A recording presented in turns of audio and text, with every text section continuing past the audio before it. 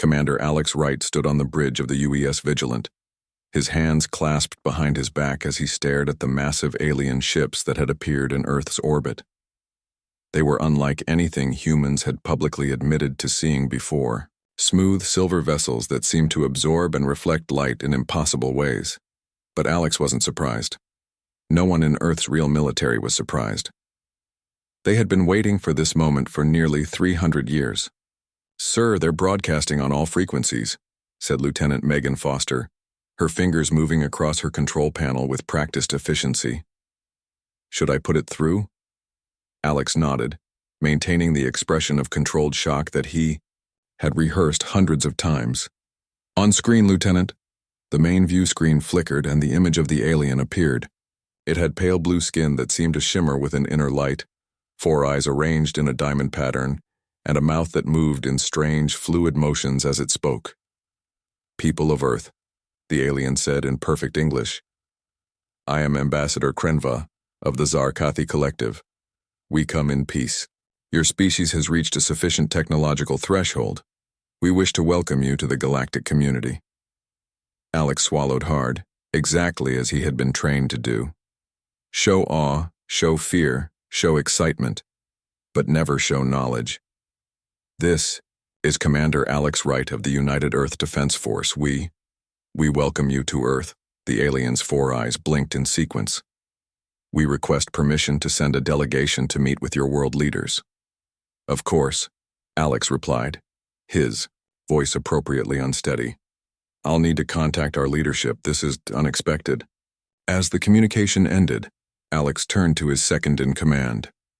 "Commander Bell, contact the President immediately. Code Watchful Eye." Jack Bell's eyes widened slightly at the code phrase, but he nodded and moved to a secure terminal. 3. Hours later, Alex sat in the presidential situation room deep beneath New Washington. The room was filled with the most powerful people on Earth, though the public knew only some of them. President Olivia Reeves sat at the head of the table, her gray hair pulled back in a tight bun, her eyes sharp and focused.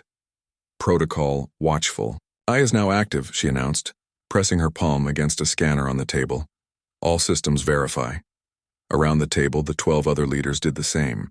With each verification, hidden screens around the room activated, showing the true state of Earth's defenses. "The moment we've prepared for has arrived," President Reeves continued. "For 10 generations, we have maintained the deception. Today, we find out if it was worth it." General Carlos Diaz, the actual head of Earth's military forces, stood and activated a holographic display in the center of the table. "The Zarkathi fleet consists of 27 ships in standard formation. Their technology appears to match our predictions based on the long-range scans we've been gathering since 2189. Alex leaned forward. "Their communication matched our predicted language patterns exactly. They believe their observation of Earth has gone unnoticed."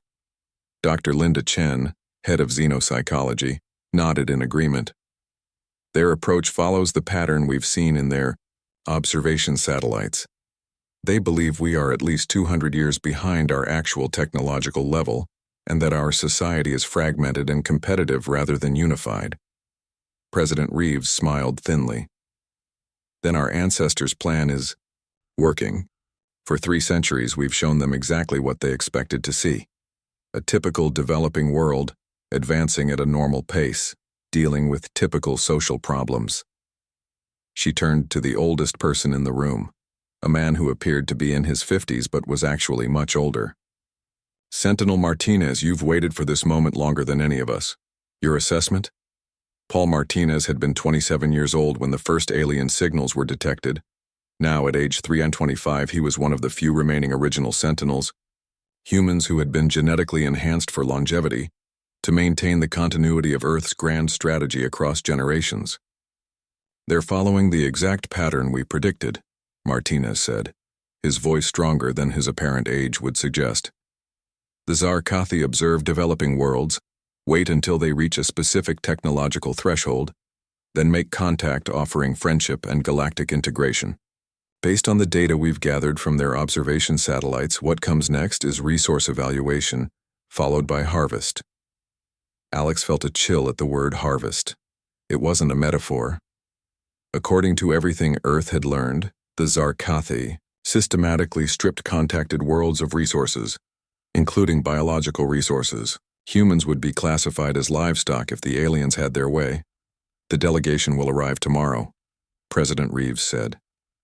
Commander Wright, you'll be our primary contact since you've already spoken with them. Remember your training. Show appropriate awe at their technology. Ask naive questions. Never hint at our true capabilities. Alex nodded. What about our defenses? Should we move the Jupiter fleet into position? Not yet, General Diaz replied. We maintain the deception until we confirm their intentions. Our underground bases and lunar facilities remain on standby. The asteroid belt shipyards continue production at maximum capacity, but all testing is done under stealth protocols. And the Mars colony? Asked Secretary Kim.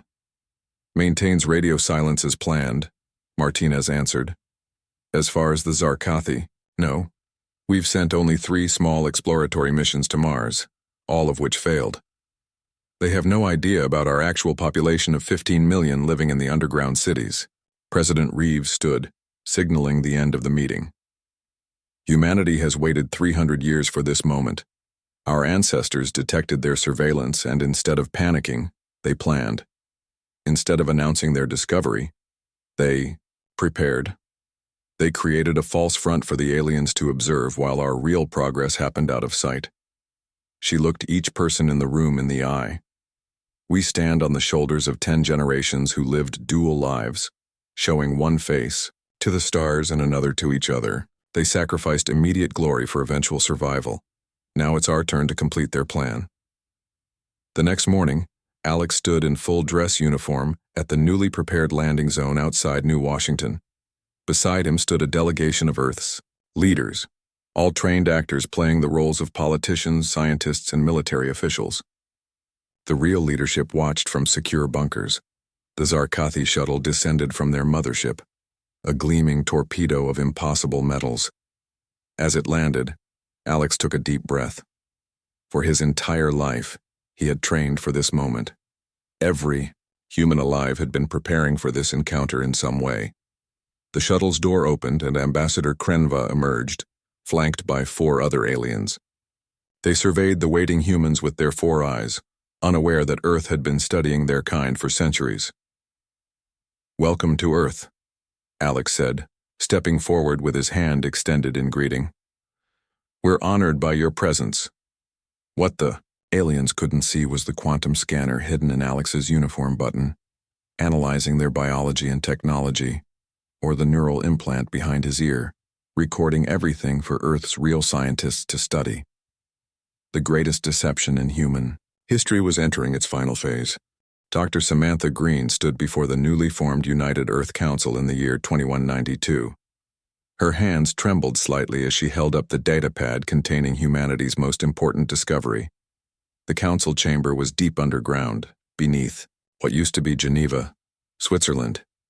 50 leaders from around the world watched her with tense expressions. We are being watched, Samantha said, her voice echoing in the silent chamber. The signals we detected 3 years ago weren't random cosmic noise. They're focused observation beams and they're aimed directly at Earth. The room erupted in whispers.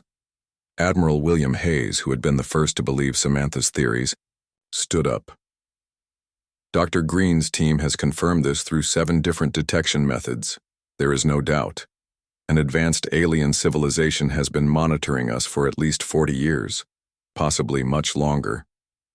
On the large screen behind Samantha, complex patterns appeared, subtle variations in background radiation that her team had spent years analyzing. To the untrained eye, they looked like random static. To Samantha, they were as clear as footprints in fresh snow. They're watching our cities. They're listening to our broadcasts. They're studying our technology, our conflicts, our progress, she continued. And they think we don't know they're there. The Chinese representative, Minister Liu, leaned forward. If they are so advanced, why haven't they contacted us? We believe they're waiting, Samantha replied. Based on the patterns of observation, they seem most interested in our technological development. They may be waiting for us to reach a certain level before they reveal themselves.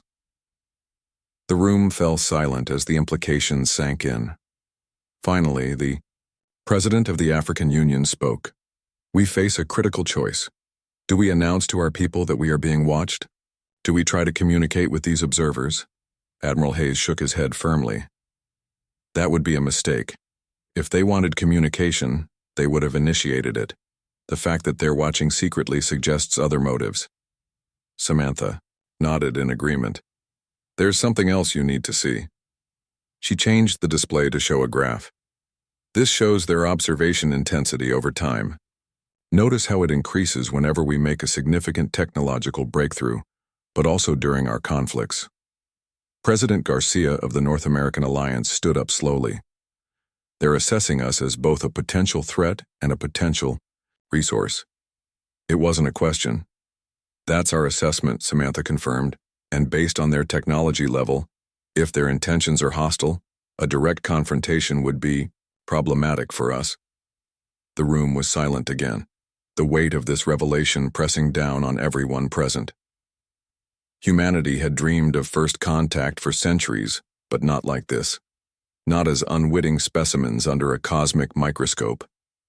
Admiral Hayes cleared his throat. Dr. Green's team has developed a proposal. We're calling it Operation False Front. Samantha took over again, her initial nervousness replaced by determination. We can't stop their observation, but we can control what they see. We propose creating 2 parallel human civilizations, the public face that they observe, and our true development which we keep hidden. She outlined the plan as the council listened in growing amazement. It would require unprecedented global cooperation, technological innovation specifically designed to be undetectable, and patience spanning generations. Most importantly, it would require absolute secrecy. This isn't a short-term solution, she explained. Based on our analysis, we might need to maintain this deception for centuries before we're ready to face them as equals. Minister Liu looked troubled. How do we keep such a massive secret? People will talk. Information will leak. A new voice spoke up from the back of the room. Dr. Paul Martinez, a genetic specialist who had been working with Samantha's team, stepped forward. That's where my research comes in. We've developed a way to extend human lifespan and cognitive function. We propose creating a group of sentinels, individuals who will live through the entire operation, providing continuity and maintaining the core secrets. The council erupted again, this time in shock rather than fear. Human genetic modification had been controversial enough in theoretical discussions. Now it was being proposed as a cornerstone of humanity's survival strategy. You're talking about playing a multi-century game of deception, the European Federation president said slowly, creating genetically modified humans to oversee it, developing a shadow civilization, all while presenting a false image to these watchers. Yes, Samantha replied simply. It's that, or we risk eventual subjugation or extinction. After 3 days of intense debate, the council voted. Operation False Front would begin immediately. The public would never know about the alien observers. Instead, a carefully managed version of human civilization would be presented to the stars, one that advanced at a deliberate pace, that maintained the appearance of division and conflict, that seemed to struggle with problems that had actually been solved in secret. 5 years later, Paul Martinez sat in a medical chamber watching as the genetic modifications were infused into his body. He was 32 years old, and he had volunteered to be among the first sentinels. Around him, 29 other volunteers underwent the same procedure. They would live to see the plan through to completion, however long it took. Will it hurt? He asked the technician, trying to keep his voice steady. Dr. Samantha Green, now director of the Sentinel program, answered instead. The procedure is painless, but I won't lie to you, Paul. The burden you're taking on will be heavy. You'll watch generations pass. You'll see friends and family age and die while you continue. You'll carry secrets that could never be shared. Paul nodded. He had accepted this when he volunteered. But if we succeed, Humanity survives. More than survives, Samantha corrected him. If we succeed, humanity takes its place among the stars on our terms, not theirs. As the genetic infusion began, Paul closed his eyes and thought about the future. Not just his extended future, but the future of all humankind. The watchers in the sky thought they were studying an unaware species. They had no idea that from this day forward, humanity would be studying them right back. By 2245, 50 years into Operation False Front, the plan was working better than anyone had dared hope. Underground cities had been established on every continent. The first secret, lunar base was operational, hidden on the far side where the observers couldn't see it. Research into advanced propulsion, energy generation, and weapon systems progressed at an astonishing rate, all while Earth's official technology developed at a carefully controlled, much slower pace.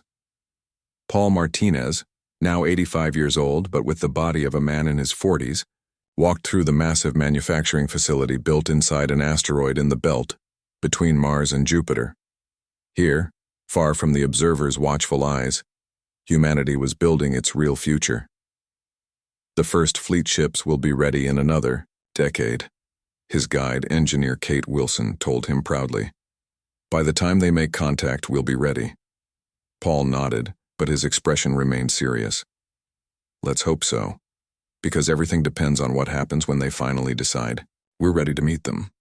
Captain Lisa Donovan smiled politely as she led the Zarkathi delegation through the most advanced research facility on Earth. 3 months had passed since first contact, and this was the 5th such tour she had conducted. Each time she played her role perfectly, the proud but slightly nervous human scientist, eager to show off achievements that were, in reality, centuries behind Earth's true capabilities. This is our newest quantum computer, she explained, gesturing to a large machine that hummed and blinked with impressive lights. It can perform calculations that would take our older systems decades to complete. Ambassador Krenva nodded, his 4 eyes blinking in that strange sequence that Lisa had learned indicated mild interest, mixed with something like pity. Impressive for your current development stage. Our youngest students use similar devices for basic education. Really? Lisa allowed her eyes to widen with practiced amazement. That's incredible. Perhaps someday you might share some of that technology with us. Beside her, Lieutenant Kyle Hernandez shifted uncomfortably. He was new to this role, having only recently been cleared for knowledge of Operation False Front. Lisa had been concerned about including him in the tour, but his expertise in particle physics was needed for this particular deception. The delegation moved to the next area, where Kyle was supposed to demonstrate Earth's cutting-edge particle acceleration technology. The system on display was actually based on designs from the early 2200s, carefully modified to appear as if humans had only recently developed it. This accelerator can reach energies of up to 300 TeV, Kyle began, then hesitated. Lisa saw him, swallow hard as he caught himself. He had almost mentioned the actual capabilities of Earth's hidden accelerators, which could reach energies 1,000 times greater. Which is a major breakthrough for us, he finished awkwardly. One of the Zarkathi scientists, a female named Trelvis, tilted her head. Interesting. Your previous reports indicated you had not yet crossed the 200 TeV threshold. Lisa stepped in smoothly. That's correct. This achievement is very recent, within the last month. We were hoping to surprise you with our progress. She laughed lightly. Humans do enjoy exceeding expectations. The moment passed, but Lisa noticed Ambassador Krenva watching Kyle more carefully after that. She would need to report this slip to command. That evening, in her real office 100 meters below the false facility, Lisa activated the secure communication system that connected her to Earth's hidden command center beneath Antarctica. The face of General Eric Tanner appeared on the screen. "Report, Captain," he said without preamble. "We may have a problem, sir. Lieutenant Hernandez nearly compromised during today's tour. Nothing definitive, but the ambassador seemed suspicious." Tanner frowned. "Details?" As Lisa explained, she could see the general's expression growing more concerned. When she finished, he was silent for a moment. We're at a critical stage, Captain. We can't afford any mistakes now. He tapped something on his console. I'm assigning Lieutenant Hernandez to the Mars colony immediately. He'll be replaced by a more experienced operative. Yes, sir. Anything else I should know? Tanner hesitated. Actually, yes. Our surveillance systems intercepted a transmission from the Zarkathi mothership to their homeworld last night. It was heavily encrypted, but we managed to break enough of it to be concerned. Lisa felt a chill. What did it say? Harvest preparations beginning as scheduled. These humans will make excellent additions to the collective. For a moment, neither of them spoke. Despite 3 centuries of suspicion and preparation, having confirmation of the Zarkathi's true intentions was still shocking. So our ancestors were right, Lisa said quietly. They were. The United Earth Council is voting now on initiating the final phase of Operation False Front. Be ready for new orders within 48 hours. After the call ended, Lisa sat alone in her office, thinking about what was to come. Her great-great-grandmother had been one of the original planners of the operation. Now 7 generations later, it would fall to Lisa's generation to complete the plan. On the other side of the world, Paul Martinez stood in the observation dome of the Antarctic Command Center, looking up at the stars. At 325 years old, he had lived to see the entire arc of humanity's greatest deception. Now, as the United Earth Council members filed into the chamber behind him, he knew the end was approaching. President Olivia Reeves joined him at the window. The vote was unanimous, she said quietly. We're activating the final phase. Paul nodded. He had expected nothing less. The Zarkathi are following the exact pattern we predicted centuries ago. They observe, they contact, they integrate, they harvest. Did you ever doubt? Olivia asked. All those years, did you ever think we might be wrong about them? Paul turned to face her. We had to prepare as if we were right. The cost of being wrong was acceptable. A few centuries of excessive caution. The cost of not preparing if we were right would have been the end of humanity. The council members were taking their seats now. The giant holographic display in the center of the room activated, showing the positions of every Zarkathi ship in Earth's orbit, alongside the hidden human fleet scattered throughout the solar system. General Tanner's voice came over the communication system. Madam President, Council members, Sentinel Martinez, we've detected unusual activity in the Kuiper Belt. Long-range sensors indicate multiple objects moving toward Earth. Based on their signature, they appear to be additional Zarkathi vessels. Harvest fleet, Paul said grimly. Just as we expected. President Reeves straightened her shoulders. How long until they arrive? At current speed, 7 days, Tanner replied. Olivia nodded decisively. Then we have our timeline. Begin final preparations. She turned to the council. Ladies and gentlemen, Operation False Front ends in 1 week. It's time to show the Zarkathi who we really are. The next morning, Ambassador Krenva requested an urgent meeting with Earth's leadership.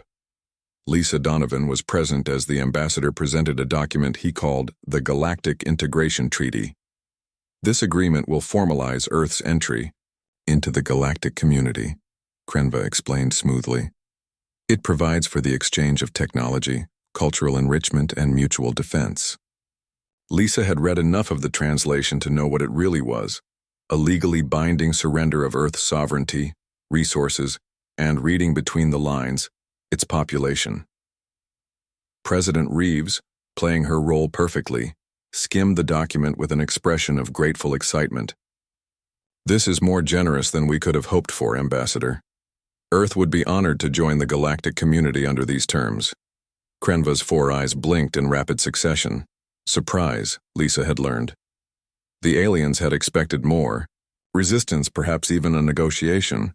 We merely request a formal signing ceremony. Reeves continued with a warm smile.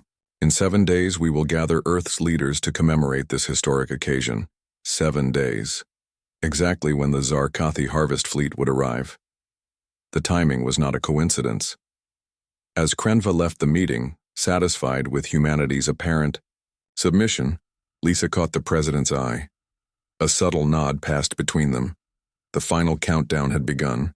Captain Josh Miller sat in the command chair of the UES Phantom, one of Earth's most advanced stealth destroyers. The ship drifted silently in the shadow of Saturn's moon Titan, its systems running on minimal power to avoid detection. Through the view screen, Josh could see the faint blue dot of Earth, 1.2 billion kilometers away. "Status report," he ordered quietly, though there was no need for silence in space. Old habits from stealth training died hard. His second-in-command, Lieutenant Grace Adams, checked her console. "All systems nominal, Captain. The Zarkathi still show no sign of detecting us or any other ships in the fleet." Josh nodded. The Phantom was just one of hundreds of advanced warships that Earth had built in secret over the past century. The entire fleet was now moving into position throughout the solar system, preparing for what humanity had been calling Revelation Day for 300 years. "New orders from command," reported Communications Officer Ben Lee. "We're to begin our approach in 12 hours. Arrival time at Earth orbit is set to coincide exactly with the appearance of the Zarkathi harvest fleet." Josh stood and walked to the tactical display. The plan was both simple and incredibly complex. Earth's hidden fleet would remain in stealth mode until the last possible moment. When the Zarkathi harvest ships arrived, expecting to find a defenseless Earth ready for collection, they would instead find themselves surrounded by vessels centuries more advanced than they believed humans could build. "Send acknowledgement to command," Josh ordered, "and inform the crew. In 12 hours we make history." On Earth, Commander Alex Wright stood in the presidential situation room as General Carlos Diaz outlined the final preparations. "The Zarkathi believe we're earnestly preparing for the treaty signing," the general explained. "Ambassador Krenva has returned to their mothership, presumably to prepare for the arrival of their harvest fleet." President Olivia Reeves studied the holographic display showing the positions of Earth's hidden defenses. "What about our civilian population? Are the shelters ready?" "Yes, Madam President," replied Defense Secretary Julia Ramirez. "We've been using the false narrative of global military exercises to move key populations into the underground complexes. 90% of major urban centers can be evacuated to hardened shelters within 2 hours if necessary." Alex noticed Paul Martinez sitting quietly in the corner, watching the proceedings with the calm gaze of a man who had seen centuries pass. 300 years of waiting, planning, and preparing were about to culminate in the next few hours. "Sentinel Martinez," Alex said, approaching the older man. "Any final insights before we proceed?" Paul smiled slightly. "Just one, Commander. Remember that while we've been studying the Zarkathi for centuries, they believe they know us too. They think they understand human psychology and tactics. Use that against them." Alex nodded thoughtfully. "Predictability as a weapon. I like it." Across the solar system, final preparations were underway. On Mars, the 15 million colonists who officially didn't exist moved into secure bunkers. In the asteroid belt, the massive manufacturing facilities that had built Earth's true fleet powered down to avoid detection. On Earth's moon, hidden defensive systems that had never been fired in anything but tests were brought to full readiness. In low Earth orbit, Captain Lisa Donovan floated in the observation dome of the International Space Platform, the official showcase of human space technology. Ambassador Krenva floated beside her, his alien body more graceful in zero gravity than a human's. "Your people have accomplished much," the ambassador said, gesturing toward Earth below them. "Soon, with our guidance, you will accomplish much more." Lisa smiled. "We're very excited about the treaty signing tomorrow. Our people have prepared a special ceremony." "I look forward to it," Krenva replied. "I must return to my ship now to prepare for the arrival of our leadership delegation." What he didn't say, and what Lisa already knew, was that the leadership delegation was actually the harvest fleet, arriving a day earlier than Earth had been told to expect them. The next morning, Alex stood on the ceremonial platform that had been constructed in the center of New Washington. Beside him, President Reeves and her cabinet waited in formal attire. 1,000 dignitaries and media representatives filled the stands around them. It was the largest gathering of world leaders in human history, or so the Zarkathi had been led to believe. In reality, every person on that field was either a highly trained operative or a sophisticated android. The real-world leaders were safe, in the command bunker beneath Antarctica, coordinating humanity's true response. Alex checked his watch. 3 minutes until the scheduled arrival of the Zarkathi delegation. Based on their intercepted communications, the Harvest Fleet would arrive in Earth orbit in approximately 15 minutes, expecting to find a planet prepared for a ceremonial signing, not a defensive action. On cue, the sky began to darken. At first, it looked like storm clouds gathering, but then the massive shapes of Zarkathi warships began to appear, far more than the diplomatic vessels they had claimed would arrive. Right on schedule, Alex murmured into his hidden communicator. Operation Revelation is now active. Throughout the solar system, humanity's hidden fleet powered up. The UES Phantom and its sister ships accelerated toward Earth at speeds the Zarkathi didn't believe humans could achieve. On the Moon, massive weapon systems emerged from their hiding places beneath the lunar surface. In orbit, satellites that had appeared to be simple communication relays transformed into defense platforms. Ambassador Krenva's shuttle descended toward the ceremonial platform, flanked by heavily armed escort ships that hadn't been mentioned in the diplomatic communications. The ambassador seemed confused when he saw the calm expressions on the faces of the humans waiting below. There should have been panic at the sight of so many warships arriving instead of the promised diplomatic delegation. As the alien shuttle landed, President Reeves stepped forward with a warm smile. Ambassador Krenva, welcome. I see you've brought some unexpected guests. The ambassador's 4 eyes blinked rapidly in confusion. There has been a change of plans. Your planet is now under the protection of the Zarkathi Collective. Your resources and population will be processed accordingly. Olivia's smile didn't waver. I'm afraid there's been a misunderstanding, Ambassador. She looked at her watch. In approximately 30 seconds, you'll understand the nature of that misunderstanding. Krenva started to respond when a communication came through on his personal device. The ambassador stared at it, his blue skin turning an ashen gray. In orbit above them, the Zarkathi Harvest Fleet had just discovered they were not alone. Hundreds of advanced human warships had suddenly appeared around them, having dropped their stealth fields simultaneously. More ships were rapidly approaching from the outer solar system.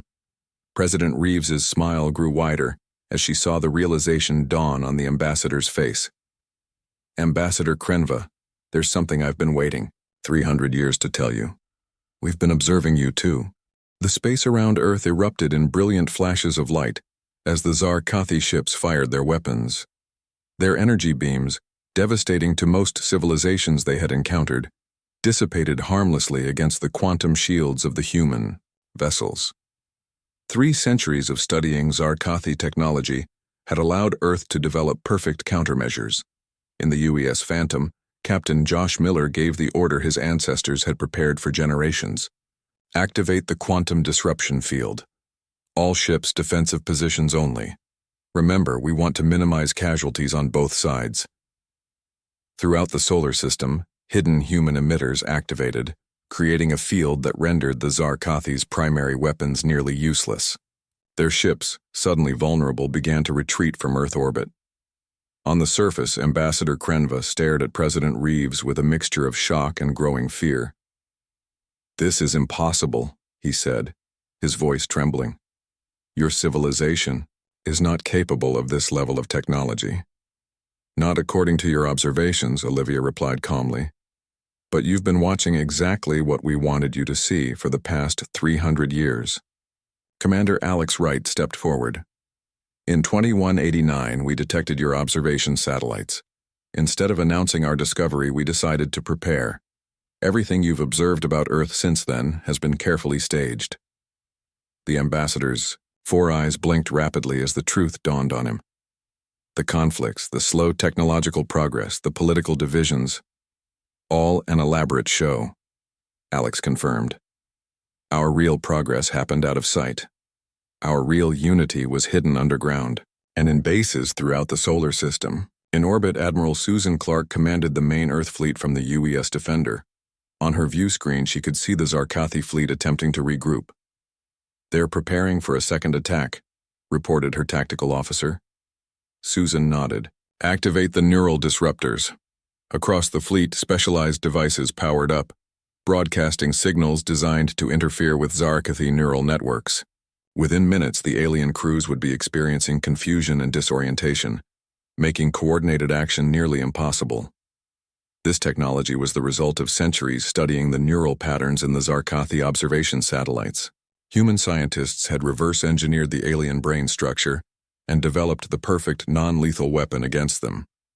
Back on the surface, Ambassador Krenva received urgent communications from the fleet. His composed diplomatic facade crumbled as he realized the extent of humanity's deception and preparedness. "How?" he demanded. "How could you hide all of this?" President Reeves gestured to Paul Martinez, who stepped forward. "Allow me to introduce one of our sentinels. Paul was 27 years old when we first detected your observation. He has lived for over 3 centuries, specifically to see this day." Paul smiled slightly. "Your people have been harvesting developing civilizations for thousands of years, Ambassador, but you've never encountered one that detected your observation before you were ready to reveal yourselves. That was your mistake. In orbit, the battle was already ending. With their weapons neutralized and their neural networks disrupted, the Zarkathi fleet had only one option. The largest ship, the command vessel, transmitted a surrender signal. Admiral Clark allowed herself a small smile of satisfaction. "Inform all ships. The Zarkathi fleet has surrendered. Prepare boarding parties with neural dampening fields. I want control of their vessels within the hour." On Earth, Ambassador Krenva received the news of his fleet's surrender with stunned disbelief. "This is unprecedented," he said quietly. "In 12,000 years of expansion, the collective has never surrendered." "There's a first time for everything," Alex replied. "Now let's discuss the real terms of our relationship going forward." In the weeks that followed, humanity learned the full truth about the Zarkathi collective. As Paul Martinez had suspected, they had done this to dozens of other species, harvesting civilizations that reached a specific technological threshold, but lacked the unity or foresight to defend themselves. In the Antarctic Command Center, Admiral Susan Clark presented her findings to the United Earth Council. Based on the data from their ships, at least 14 species have been partially or completely harvested in the last millennium alone. 3 of these species still have surviving populations being used as slave labor or research subjects. President Reeves looked around the table at the grim faces of Earth's leaders. "Then our work isn't done. We've defended ourselves, but there are others who need help." Paul Martinez nodded in agreement. "Our ancestors didn't just prepare for our defense. They prepared us to take responsibility as a galactic protector. The centuries of deception weren't just strategy. They were a moral choice. We developed in secret so we could one day free others." The Council voted unanimously to establish the Galactic Liberation Alliance. Earth would use its advanced technology to locate and free the enslaved species and help them rebuild their civilizations. 6 months later, Admiral Susan Clark led the first human liberation fleet to the Zarkathi homeworld. With them went scientists, diplomats, and humanitarian workers, ready to begin the long process of reforming the collective. Paul Martinez watched from the observation deck as the fleet departed. Beside him stood Alex Wright, now promoted to Admiral, and Lisa Donovan, newly appointed as Earth's first ambassador to the reformed Galactic Council. 300 years, Paul said quietly. "When I volunteered to become a sentinel, I never imagined I would live to see this day." Lisa smiled. "What will you do now? Your mission is complete." Paul looked thoughtful. "I think I'll retire. Find a quiet place on Mars, maybe. Write down our true history so future generations understand what their ancestors accomplished." Alex nodded. "The greatest long game ever played.